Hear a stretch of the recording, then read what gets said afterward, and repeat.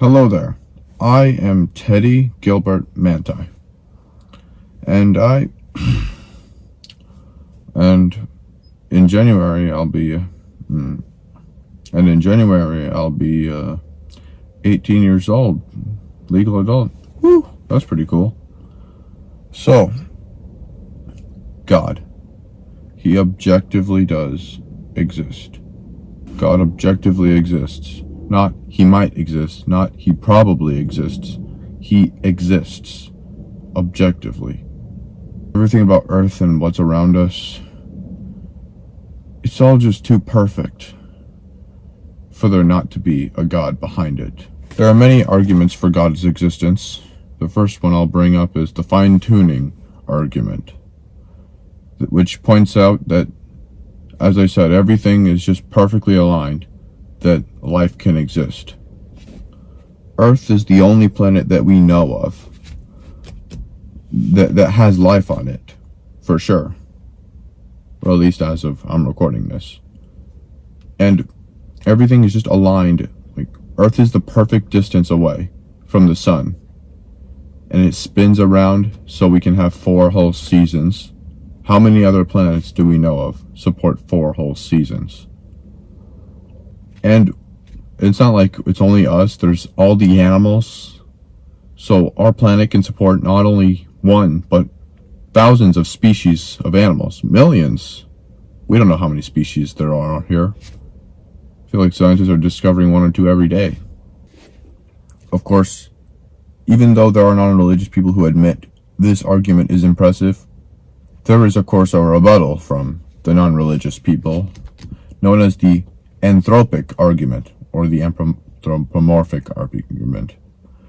It says that, yeah, well, of course, the only thing, the type of Earth that we could see would be one that could support life. Therefore, like, the only type of Earth that we could observe is one that would be impressive.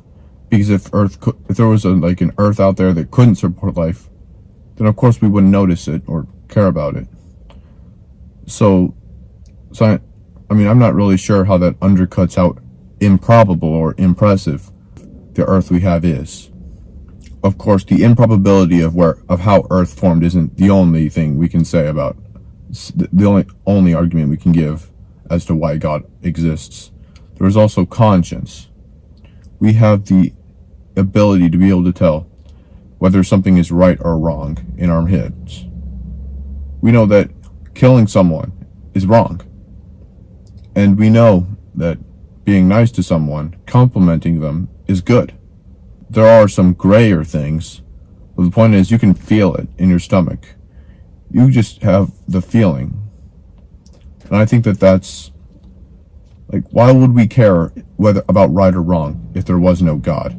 If there was no being that cared about how we behaved? I don't think we'd have a conscience if there was no God. Now to self-awareness. How is there any kind of biological self-aware life at all? Like, we know we exist. I know that I'm feeling what I can feel. You know that you're alive. But how does life exist without some previous sentient being creating that life first? You think a bunch of rocks smashing into each other could create life? I know, yeah, I'm sure that no arguments for non-God life being created, they exist, I'm sure. They're more nuanced than just rocks smashing into each other. But I don't think there would be anything, not even the rocks, to smash into each other if there was no God. Speaking of the rocks smashing into each other, what started existence in the first place? We know about the whole Big Bang argument where, the Big Bang exploded and then things started falling into place for Earth. What really began everything? And you're probably going to think, oh yeah, it's the Big Bang, but what made the Big Bang happen? The simple principle of cause and effect imply that God exists alone, because something had to have caused the Big Bang, or whatever began Earth, because It might not even have been the Big Bang, just a popular theory. So what started the thing that began our universe? It couldn't have started on its own. There has to be a cause that would have made the effect of Earth and all the other things existing.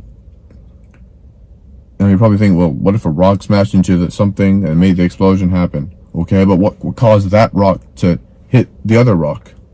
It all has to begin from somewhere. And it can't be from just physical world alone, because then there could be no origin of motion, because it would all have to come from something else. But then that thing would have to have its beginning of motion somehow. That's why spirituality has to be a thing that exists, because something above physical reality would have had to begin motion. Just simple cause and effect already proves the existence of God. Thank you for taking the time out of your day to watch this video. I hope you have a good day. May God bless you.